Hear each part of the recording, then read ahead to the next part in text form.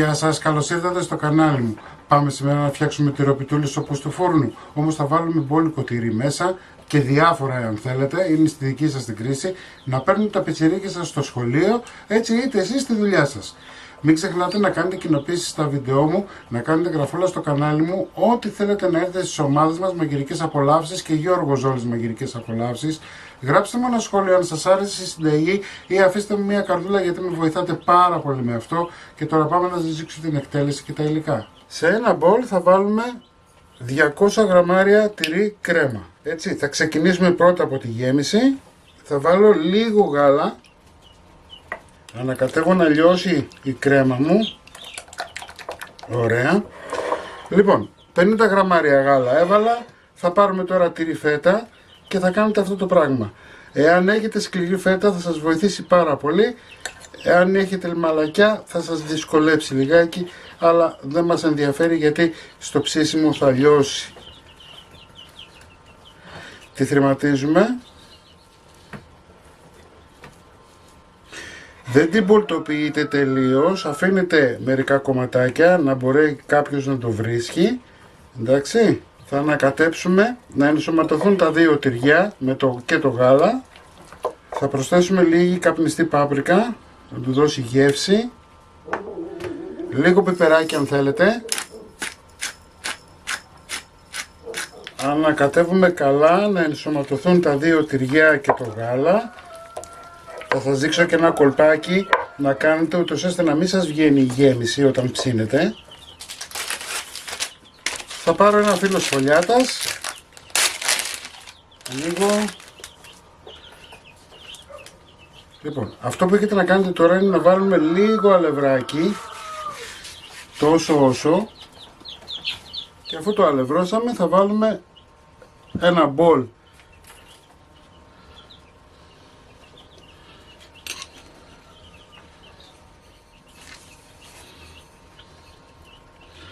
θα βγάλουμε άλλο ένα.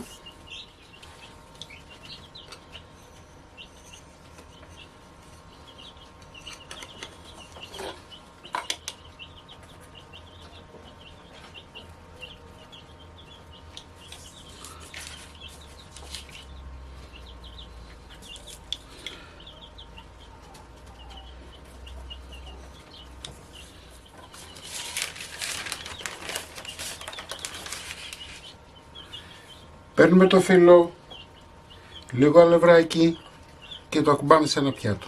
Βγάλαμε δύο κομμάτια, θα βγάλουμε τώρα άλλα δύο. Μην ξεχνάτε να βάζετε αλευράκι σε κάθε φύλλο που βάζετε, εδώ. Εντάξει, σας το δείξω κιόλας. Θα βγάλουμε τώρα κι άλλο ένα. Αυτά εδώ δεν θα τα πετάξετε, θα σας δείξω μετά, θα κάνουμε ανακύκλωση.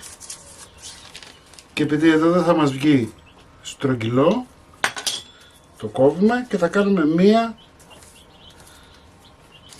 μακρόσπινη. Λίγο αλευράκι στον πάγκο.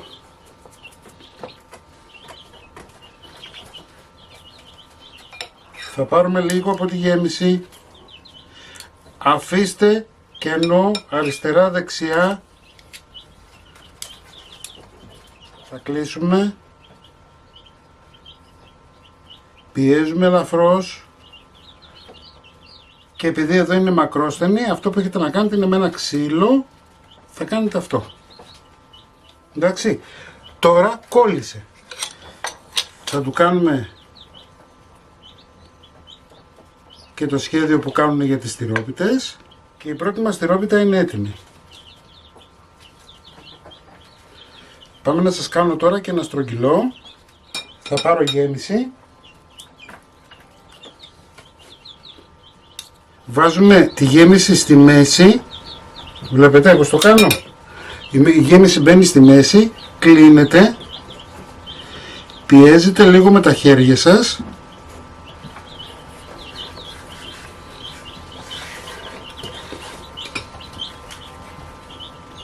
Και αυτό που έχετε να κάνετε τώρα είναι να πάρετε το ίδιο κουπάτ που κόψατε και απλά να πιέσετε. Με αυτόν τον τρόπο δεν θα σας βγαίνει η γέμιση από την τυρόπιτά σας. Θα διορθώσουμε λιγάκι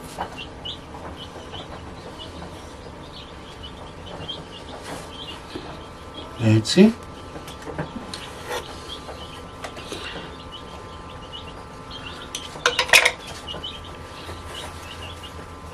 Και οι τυρόπιτά μας είναι έτοιμοι. Λοιπόν, οι τυροπιτούλες μας είναι έτοιμες. Κανονικά πρέπει να ληφθούν με αυγό, όμως επειδή μπορεί να υπάρχουν αλλεργίες δεν χρειάζεται. Μπορείτε να βάλετε λίγο νεράκι, να το ψεκάσετε δηλαδή. Αφού τις ψεκάσαμε, πάμε να τις φουρνίσουμε στους 180 βαθμούς αντιστάσεις πάνω κάτω στη μέση του φούρνου μέχρι να πάρουν ένα ωραίο χρωματάκι. Αυτό εδώ είναι τα περισσεύματα από αυτά που κόψαμε. Βλέπετε ότι είναι αρκετό. Έτσι, δεν το πετάμε. Λίγο αλευράκι στον πάγκο.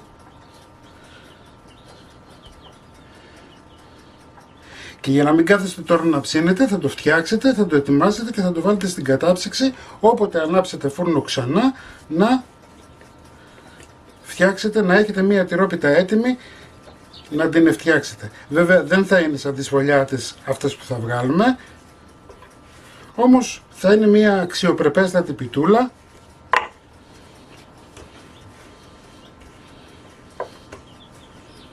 Ωραία. Θα πάρουμε όλη την υπόλοιπη γέμιση. Τι σας είπα, δεν πετάμε τίποτα.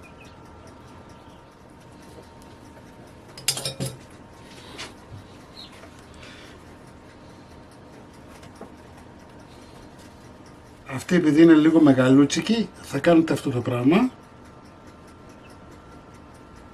Να κολλήσουν τα δύο φύλλα μεταξύ τους. Εντάξει. Και θα πάρουμε τώρα τη ρόδα.